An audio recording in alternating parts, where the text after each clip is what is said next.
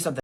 And this is a tweet from Blair White. You can pause to read it, but basically she's really upset because we have a whole month to celebrate queer people, but we only have one day to celebrate veterans. Now, this isn't like a new argument that Blair White just cooked up. This is actually a pretty popular thing that conservatives have started to say over the last few years every time Pride Month is coming up, which is frustrating because it's really stupid and bad for several reasons. The biggest reason is that it's just objectively not correct. It's just wrong. We have 2 full months to celebrate veterans. November is National Veterans and Military Month, and May is Military Appreciation Month. We also have 2 national holidays, Veterans Day and Memorial Day. So it's just like a really weird claim that conservatives make where they're like, we only have 1 day for veterans, but a full month for gay people. And it's just like a really easy claim to just Google and look up and be like, oh, no, that's not correct. That's just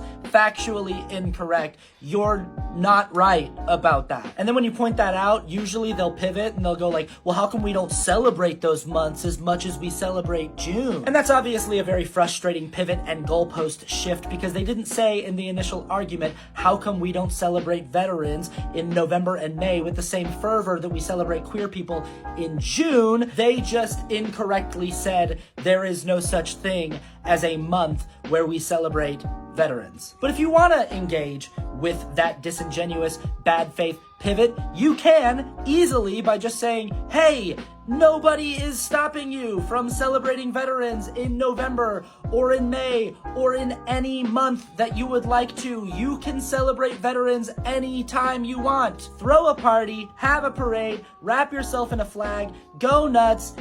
It's fine. You're allowed to do that. It's also really a bad argument, even if you just take it at face value, because it's like, the 2 things have nothing to do with each other. It's like somebody saying like, oh, we have a Mother's Day, but we don't have Plumber's Day. We can have a whole day to celebrate people's moms, but we can't have a day to celebrate the guy that fixes your toilet. And it's like, yeah, sure, we can have a Plumber's Day, but us not having a Plumber's Day doesn't mean we should be mad at moms for having a day. Even though in this scenario, we do actually have a Plumber's Day. We have 2 of them and 2 full months for them. But anyway, here's what I want you to understand about this tweet. Now, I'm fairly certain that Blair White already knew that this was a blatant, demonstrable lie when she initially tweeted it. But even if we give Blair White the benefit of the doubt and say maybe she was not aware that there already are 2 full months in honor of veterans when she wrote the tweet, she certainly should be aware that the tweet is a lie